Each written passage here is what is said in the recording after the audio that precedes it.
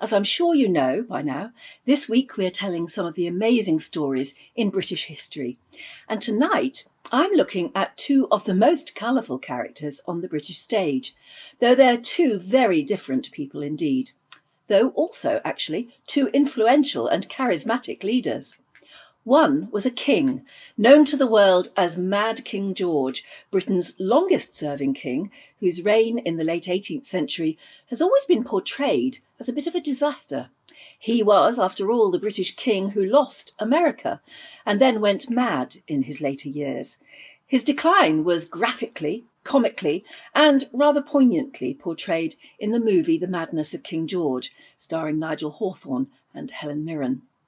More recently, he was the pompous monarch in the musical Hamilton.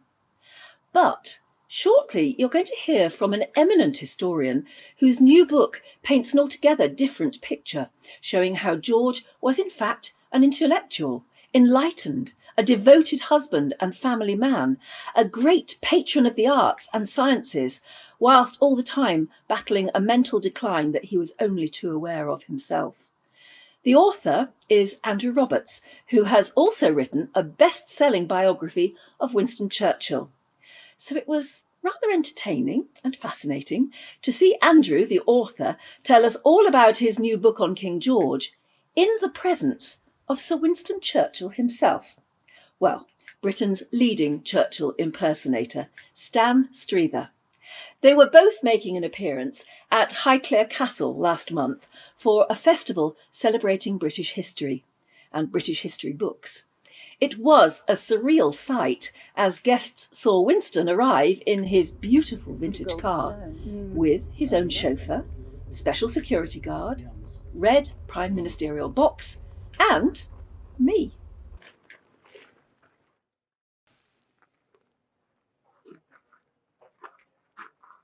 So, Winston, welcome to Highclere Castle. It's wonderful to be here. It is a wonderful day to see you as well. Can I tell you all about what's going to happen today? Yes, indeed. We'll walk down here. As you can see, this beautiful, beautiful castle. It is magnificent. I'm sure you must have been here many times before. But we are going to have a festival where we're going to have people talking about history. And I know how fascinated you've always been. Oh, absolutely. We'll probably have many people talking about you yourself. That's always nice. Is it nice? Yes, it is. I do hope it's nice today. Especially at my age. Well, yeah, indeed. And aren't you doing well? I am. Do you know, I'm 147. Would you have expected to be here on such a day? Not at all. Not at all. Well, it's a great honour to have you with us. And as we go past the castle, as you can see, a beautiful blue sky for you. Isn't it magnificent? It is. But I'm going to take you to the speaker's tent. Oh, how wonderful. And you'll be speaking not just to the people inside the tent who've come to hear you, but actually we have a worldwide, a global audience who are tuning in on television. We have Lady Carnarvon has a worldwide following because of Downton Abbey, which you may or may not have heard of. They have briefed me. They've briefed you, I'm so glad. And she does a blog, which is read by people all over the world who love to know what's going on inside what they call the real Downton Abbey, which is the castle behind us.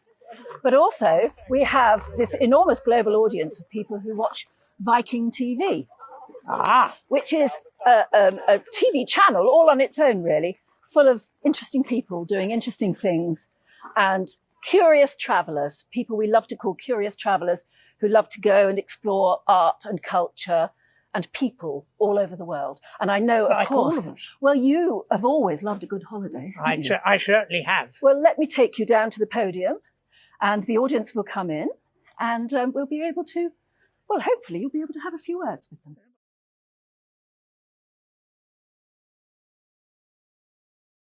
It is a very great privilege to be here today. It's always a great privilege at my age to be able to be anywhere.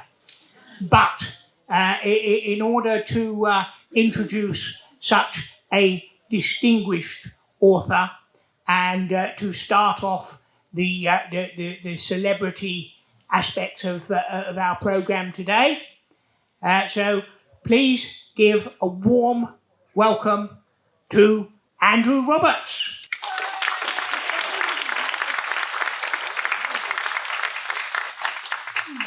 Ladies and gentlemen, it's a great honour to be invited to address you today, and thank you very much indeed, Mr. Churchill and Fiona, for those tremendously kind words. And also, what a profoundly, magnificently British and eccentric thing to do here. Well done, Geordie, well done, Fiona. The verdict of history on King George III is uniformly negative. It can be summed up by the clear hue that George III ought never to have occurred. One can only wonder at so grotesque a blunder. Unfortunately, though, this is the assumption that has been made for 200 years. People think of him, if they think of him at all, as the person whose obstinacy lost the American colonies, who had porphyria, a terrible debilitating illness that sent him mad, and that he was a tyrant, as Thomas Jefferson stated in the Declaration of Independence, unfit to rule a free people.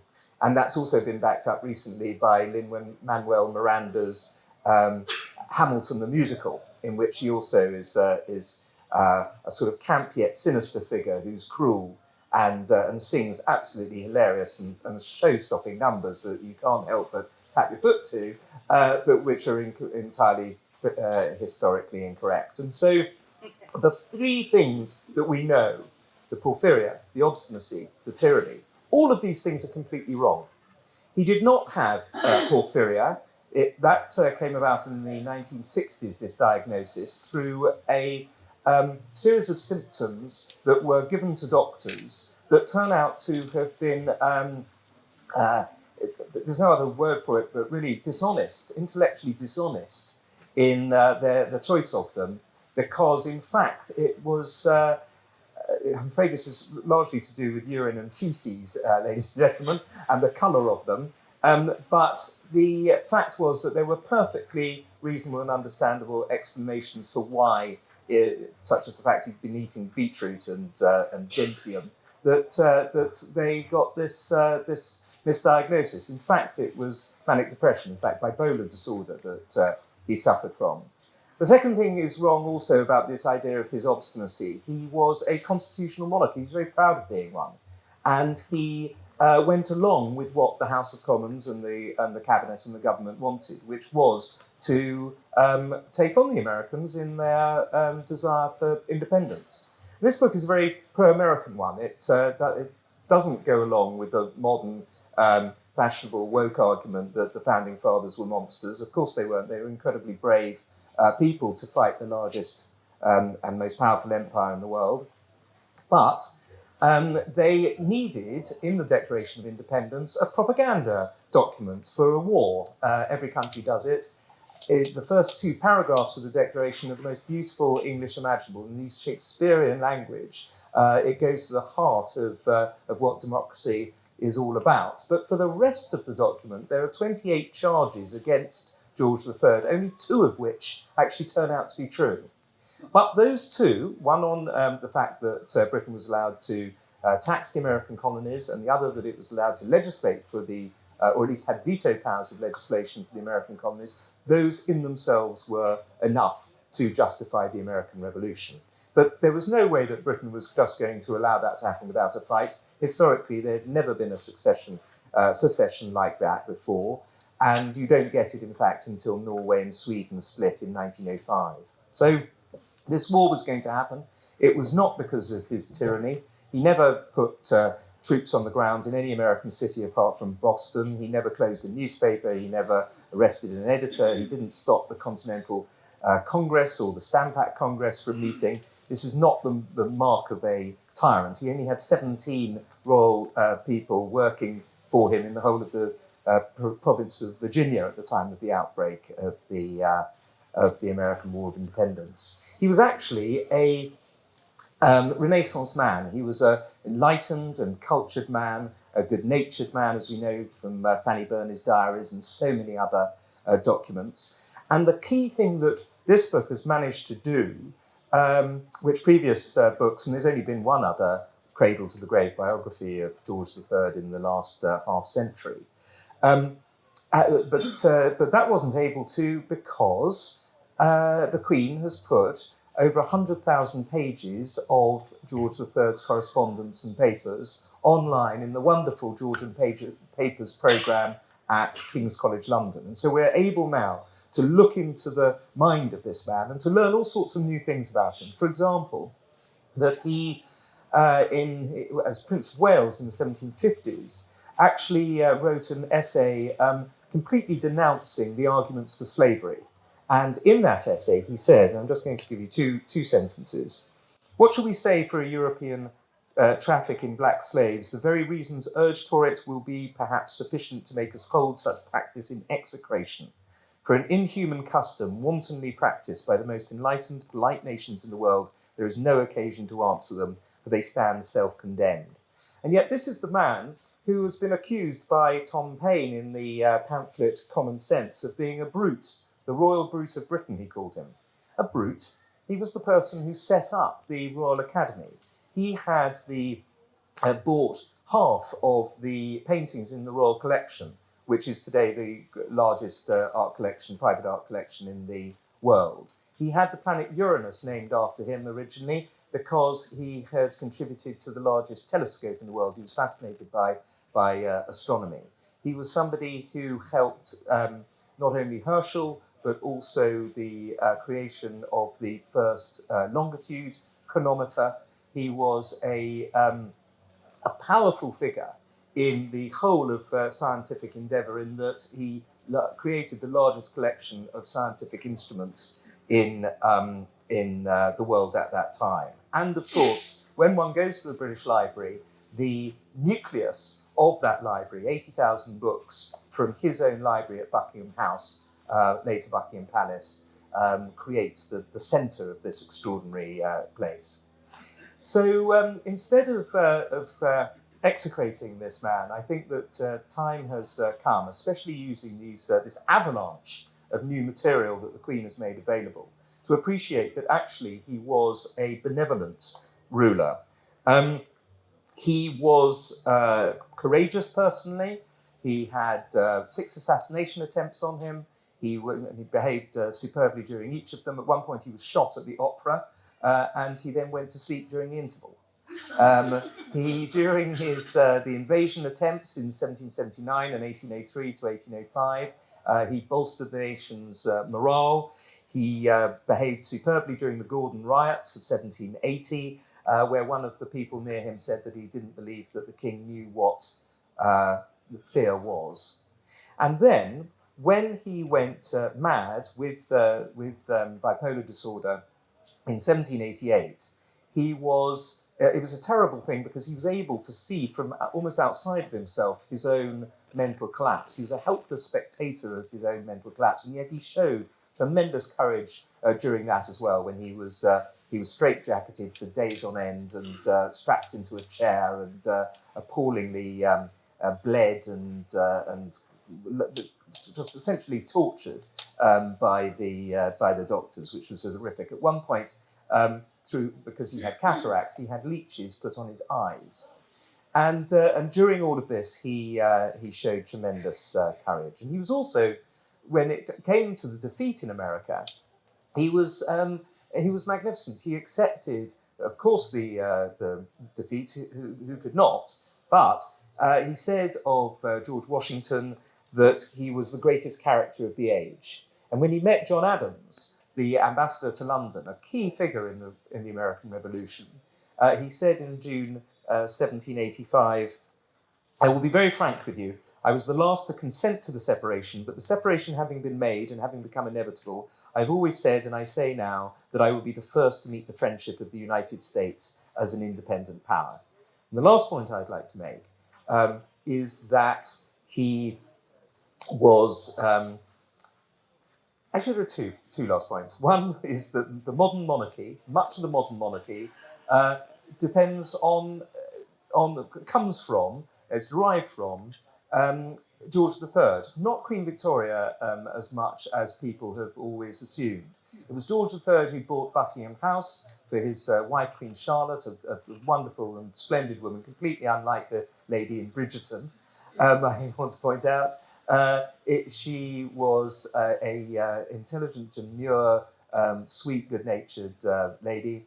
He bought that for her. He created the Royal Walkabout on the North Terrace at Windsor. He created the sense of duty, of hard work that Her Majesty the Queen also shows in her daily life.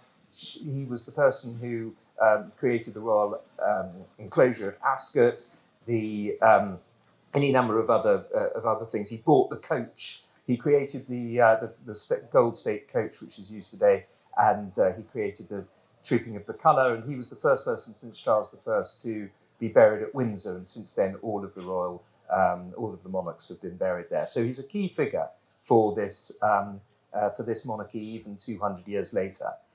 And so to conclude, quite recently in the National Archives in Washington, it was decided that the Declaration of Independence was going to have a trigger warning put on it, which a sort of plaque next door to it, which stated, and I quote, that this document was outdated, biased, and offensive.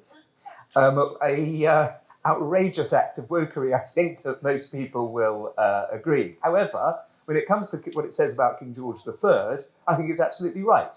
It was outdated and biased and offensive. So, as one of the reviewers have said of this book, King George III has waited 200 years for rehabilitation, but it has come at last. And I do hope you'll get this book and read it and agree with me. Thank you very much indeed.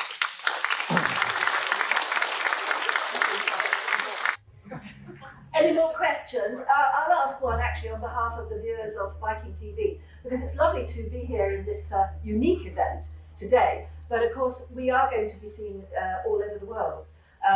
This is being filmed for Viking.TV, which is obviously part of Viking. And obviously, Lady Carnarvon has readers all over the world who follow your blog.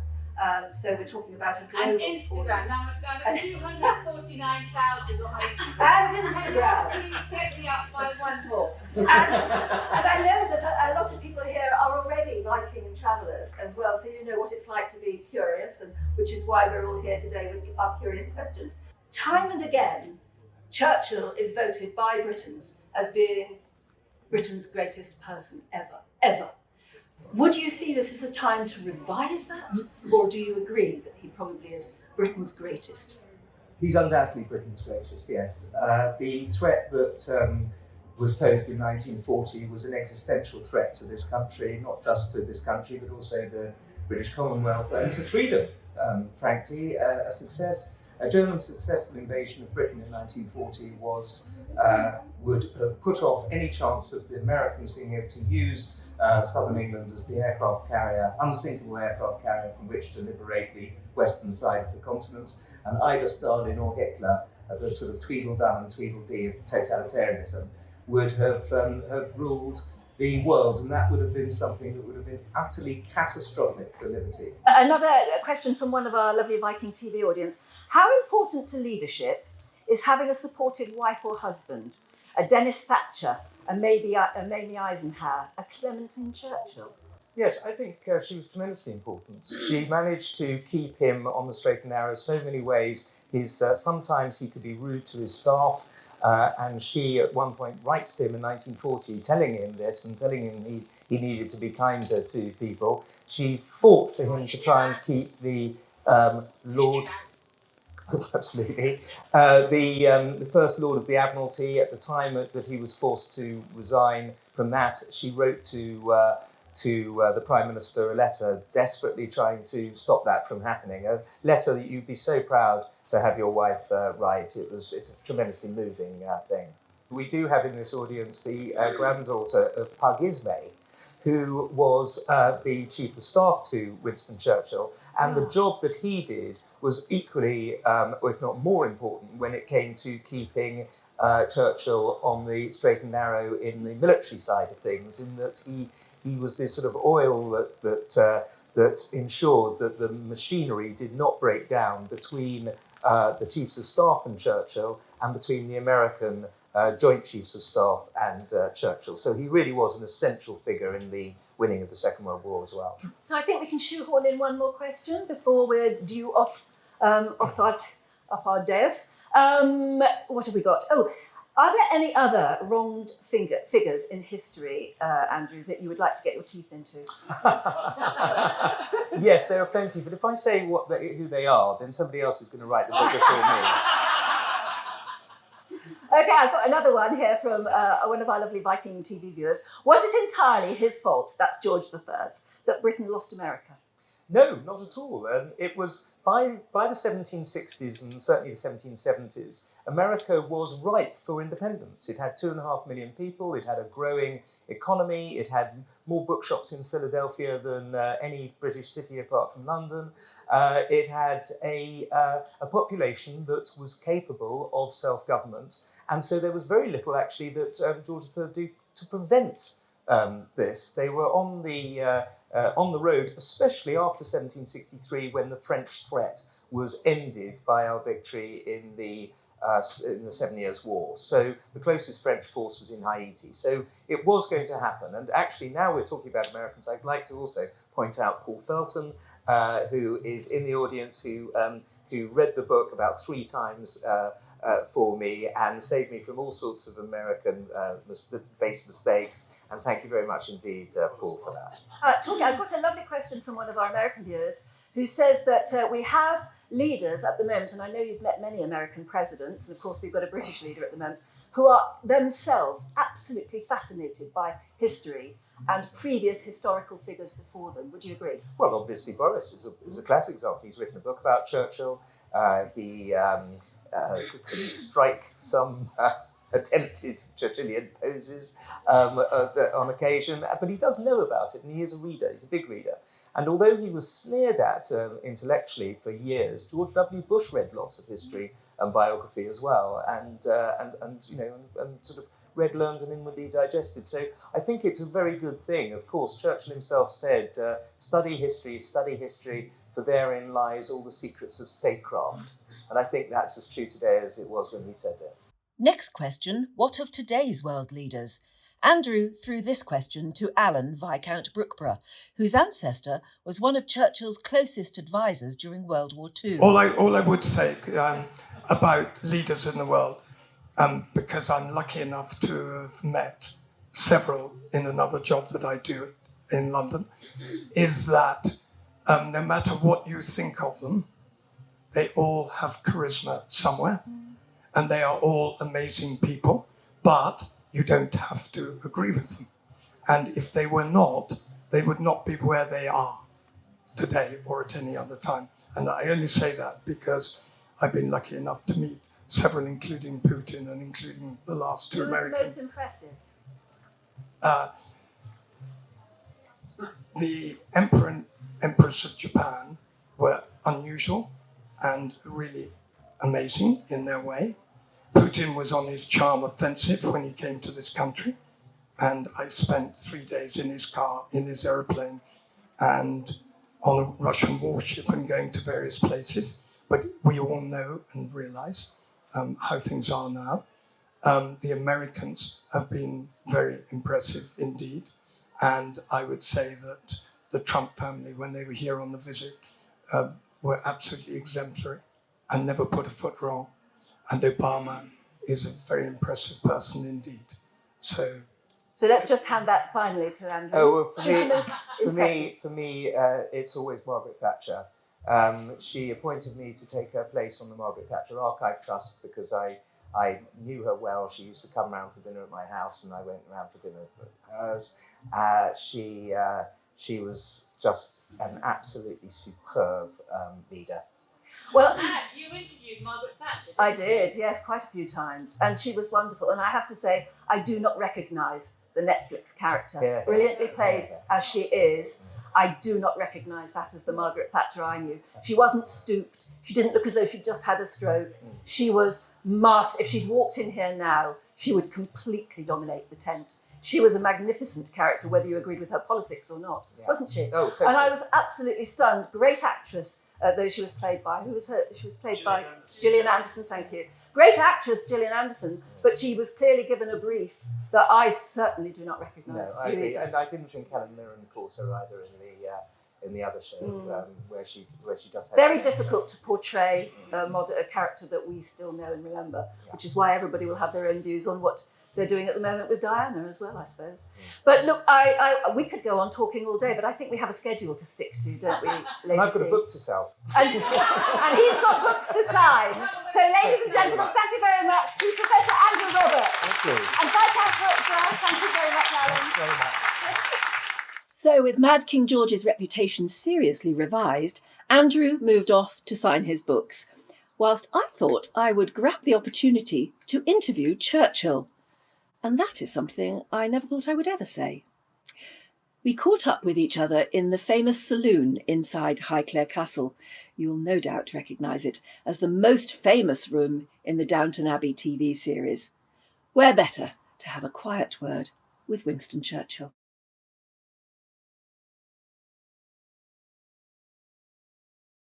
So Winston, thank you so much for sitting down with me and having a few words. I never thought I'd ever have the honour, actually. It's a very great pleasure. Thank you very much.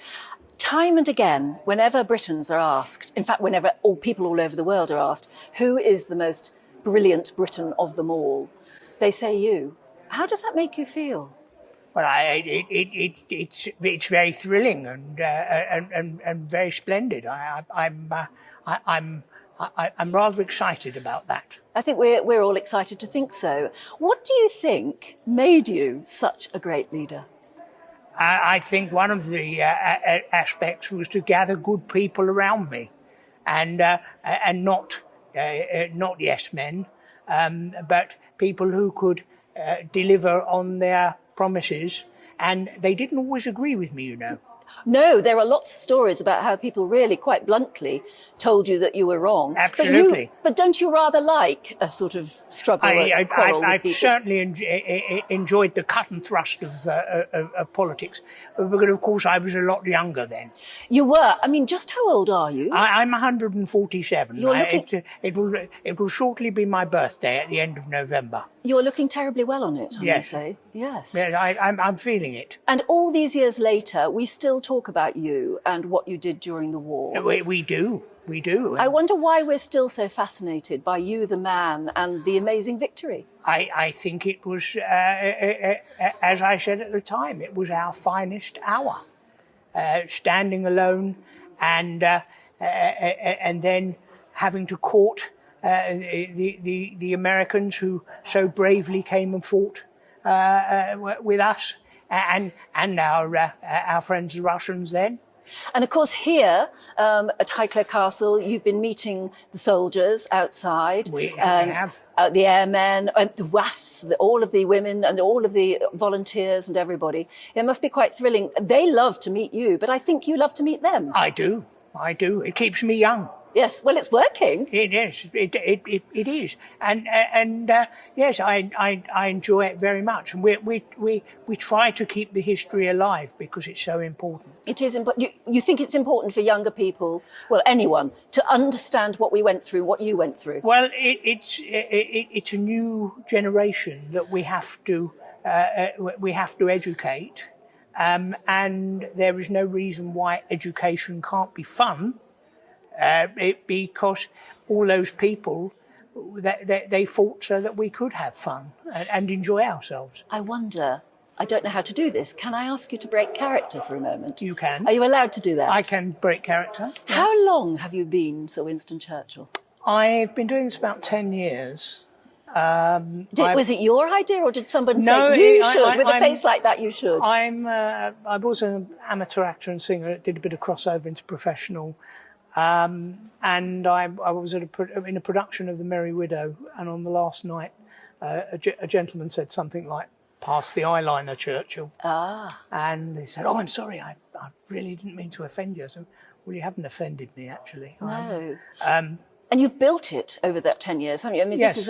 this is a production, Yes. even including the car and this beautiful red box. Yes. You've studied Churchill very carefully. Well, I don't profess to be an expert like Andrew Roberts. No, not a historian. I'm not a historian. But you've looked at the man.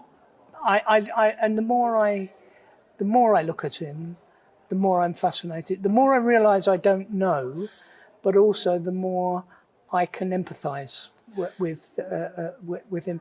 And really, the history is amazing.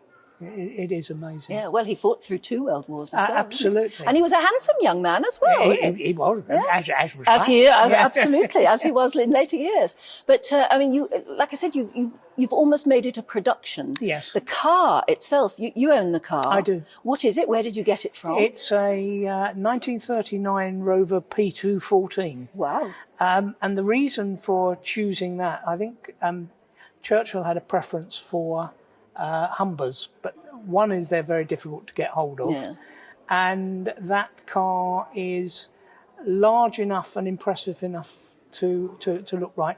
It is period, but it's also small enough to transport. Yeah, it goes very well. And when you get in, the smell of old leather, you can tell it's authentic straight away. Yes, what about this magnificent thing? Well, that's on that's on loan. Ah, right. From the not from a real cabinet minister. It's on loan from the people who make them. That's where you got all your ministerial papers. That's where all the business was. Yeah, absolutely. Into that box. In fact, I think Churchill had several, didn't he? Yes. Every day. Yes. And when you opened that was where all your business was. Yes. Yeah. And Dan, and what about the cigar? Are you a cigar smoker, or is that a prop? This one's a prop. It's an electronic vape, actually. Oh my goodness! Oh, very impressive. I don't. That's Churchill in the modern age. That is. It would be. I mean, I would like the odd cigar. Would you indeed? Yes, I don't. So I'm not a smoker. How busy does this keep you? I know you've been here to Highclere before, haven't you? Yes. Well, this year's been surprisingly good because with all that's been going on, I didn't think I'd be getting anything at all. And we started with a few days filming at Blenheim Palace during the lockdown. So we learnt a lot about the socially distancing and the performance under these conditions. And then they were very kind enough to invite us back at the launch of the new exhibition. Oh, they there. obviously like you then. Yeah. Because Blenheim Palace is where Churchill was born. That's correct. On the ground floor, wasn't it? Indeed. In one of those dining rooms or something. Yes. Isn't that amazing? It was originally a cloakroom. He was born prematurely. He was actually born there. Yeah. Yes. Absolutely amazing. It must be to be. Have you ever been to his grave? Yes. And what did that? It feels very strange. Yeah. I have sat there, and funnily enough, I went there with an American client of Blenheim Palace at one stage, and apparently there's a primary school next to it, and apparently they were saying Mr. Churchill's walking about the graveyard. Spooky. Well, I'll let you get on with, because I mean, you're meeting and greeting today. Well, there is a lot to do. There is a lot to do, and I'm going to let you do it. As usual, you've got business to do. Indeed. Yes. Thank you so much, though. It's been a very great pleasure. Completely unexpected pleasure. Thank you. Thank you. I do hope you enjoyed that. And there is much more all this week here on Viking.TV on British history. But next week is America Week, and I'll be introducing you to Melinda Bates, who will be telling us all about her years inside the White House during the Clinton presidency, when she was in charge of the Visitors Centre, and a great friend of the President and First Lady, having first met Bill Clinton when they were students together at college. It was a friendship that turned into a lifelong loyalty and a brilliant job right at the centre of the West Wing. That's Melinda Bates with me next week. Until I'm with you again, have a great week and goodbye.